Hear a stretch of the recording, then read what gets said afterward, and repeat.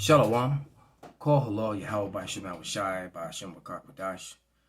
Double honors unto the apostles and the elders. Salutations to all my fellow laborers doing this work in truth and sincerity, risking their lives and their freedom to do so now more so than ever. To the scattered elect that are scattered around the four corners of the earth, that be like unto the speckled bird, the Israelite foreigners. And to the Aquath that are listening and learning, to you I say shalom. This is your brother Malcolm from the branch of the Greatmillstone here in Chicago, coming at you with another lesson in truth. And I guarantee you that the screen, on this video, is showing you faces of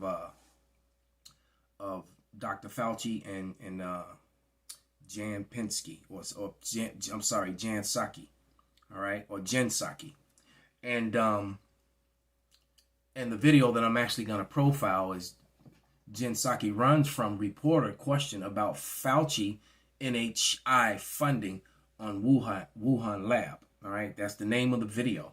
And I can guarantee you that the thumbnail for this video will be changed from what it is right now.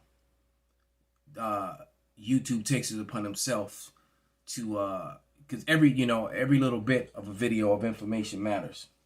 So they will now, as the video plays, you'll see what we're looking at now, but the thumbnail will be different. All right. And if they don't change it, it's only because I have said so. I've mentioned it. So I'm going to try to avoid saying things that the algorithm will catch, and that whole sort of thing. But I know I'm a high profile and they watch me every little thing that I do. All right. But I'm going to open with Jeremiah 30:7, and it says, "Alas, for the day is great, so that none is like it, even the time of Jacob's trouble, but he shall be saved out of it." So those days are actually here. They're here, man. This is the, and they've been here for a while, but it's a build up until it actually gets chaotic, like the chaos you see in the zombie movies, as in the beginning stages when everyone's getting sick before they know what it is, that sort of thing. All right. So let me go now and play a little bit of this video. I'm gonna leave the screen just on that still, but let's play. White House Press Secretary Jen Psaki nearly ran out of the room as a reporter shouted a question about the Intercept's bombshell reporting that showed Fauci lied about gain-of-function research. Let's take a watch. Qualification requirements are not your party registration. They are whether you're qualified to serve and whether you're aligned with the values of this administration. Thanks, everyone. And a follow-up on the story about Dr. Fauci yesterday in the Intercept, the documents released that shows he was untrue. All right, well, joining us to talk about this is culture editor. And they're going to go on to have a big discussion about it, but the truth be told, it looked like it was all staged. All right, the whole thing looked like it was staged. I don't believe anything that they say at this point. The talking heads, but it looks like it was all staged. But now I'm gonna let a little bit of it play from the 8-minute mark. Faster. I'm actually kind of enjoy. I don't know if admired is the right word, but enjoyed the level of the Biden people actually trying to battle this massive, slow-moving bureaucracy, which I am much less sympathetic to. But what would do you think this is going to create further division if we're going even more steps further into coercively pushing vaccines on people? And again, I'm all for vaccines, but it seems it's going to have at some point diminishing returns to really, really, really just make people do it, even the holdouts. No, I think that's absolutely... So what that tells me is that the plan was to eventually make everyone do it anyway. They knew that they were going to meet mad resistance, especially with all the evidence that comes up that's opposite of what the mainstream media is saying, with all the different effects and possible deaths in connection and sickness and illnesses. The side effects seem to far outweigh the cure, so it seems. And so if you're looking at the build up to this whole sort of thing, and to prove what I just said, I got a whole list of short videos lined up that I'm going to use. So let's start with this one. We could not have been The voluntary phase is over. We've given them lottery tickets. We've given people incentives all over the place. Football tickets, Krispy Kremes. Bribery didn't work. Okay? So the next step has to be what we might look at as threats. You're not going to be able to go into a restaurant unless you're vaccinated. You're not going to be able to go into a museum. You're not going to be able to go into a theater. If you don't get vaccinated, you can't come into this office or this place of business. If you don't get vaccinated, you can't come to work. If you don't get vaccinated, you can't come into this gym. If you don't get vaccinated, you can't come into this, get onto this airplane. So basically what that's telling you is that is exactly what I said. The plan was all along from the language that they used. The plan was all along to be prepared for this level where we out now, where they would just force people to do it or make. As I had a conversation with a Jewish doctor that I know very well, that I've known for a very long time, and speaking on this, on a similar subject matter, not the exact thing that's going on, but a similar subject matter. Basically talking about the Marcus Aurelius and his connection to this is that they would just make life impossible for people, and people will be forced to take it just to have a normal life. And so the government backed up off of it and is putting it on the weight of the businesses themselves. But see, that's going to backfire because these businesses, big part of their bottom line is coming from people who are non-vaccinated. So when they make it sound grand on the news, and when these reporters say it, but the truth of the matter is the people who are actually running in these businesses, et cetera, they're going to see an extremely a low dip in their bottom line when they do that. It's going to hurt them big time. All right, because they're going to lose more than half of their paying clientele, employees, et cetera. All right. I'm gonna play another quick video, man. This is most of this stuff at this point is just little short TikTok clips. All right. So as a matter of fact, let's get a scripture before we continue. I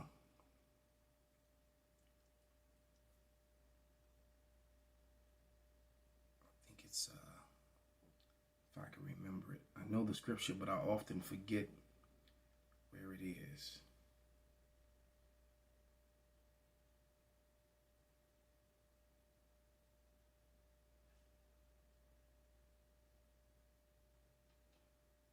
Salakia. Yeah, found it. This is Isaiah 19 and 2,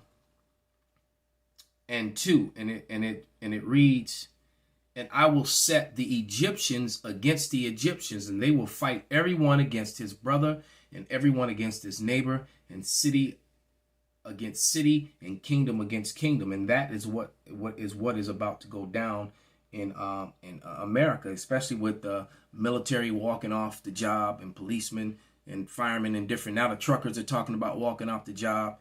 And as far as the military, the police force is concerned, the blue hats are already here. We've already seen the videos over the years of the thousands upon thousands of UN vehicles that are hitting in rock quarries and things like that have been emptied out. And these foreign soldiers already don't like Americans, so it's going to be really rough out here when they're cut loose on you. But let's go back to the videos. And so yeah, we just get bribery didn't work. Next step is threats. So now we're wake up my people. So here we go. I might not be the smartest man alive or no shit like that, but if you ask me a question right now, I think America wants to have war with its citizens. That's what I'm heading towards. I think America wants war with its citizens. Why? Because who do y'all think y'all playing with? Who do the American government think they are playing with? Y'all gonna wake up a monster. The American citizens is a monster itself. And once we all wake up, the government got a problem on its hands. See, right now y'all got us in a corner. It's a small corner, but y'all got us in the corner. But you know what happens when you put us in the corner, right? Gotta fight. When you bag a whole nation up into a corner, you gotta fight. I'm not a Democrat, I'm not a Republican, but I I am an American, and it's time for us to start fighting, or we ain't gonna have nothing to fight for. You know, and that's a very heavy statement. Very heavy statement. And matter of fact, let's grab another scripture, which is 2nd Esdras. This scripture is probably coming out almost every day amongst the men of Greatmillstone, whom, by the way, have been warning you of the things that are happening now. You know, the men of Greatmillstone have been warning you on the YouTube and other media outlets since 2007, and the elders have been warning you of that, you know, of this on the highways and byways, you know, going back 30 plus years at this point. So these are those times. But this is 2nd Esdras 15 and verse 15. I'm sorry, 14. Woe to the world and to them that dwell therein, for the sword and their destruction draweth nigh, and one people shall stand up and fight against another, and swords in their hands. And there shall be sedition among men, and invading one another. They shall not regard their kings nor princes. And in the cause of their actions they shall stand up in their power, and a man shall desire to go into a city and shall not be able. Why? Because those cities are going to be on lockdown or in utter chaos, and it won't be safe.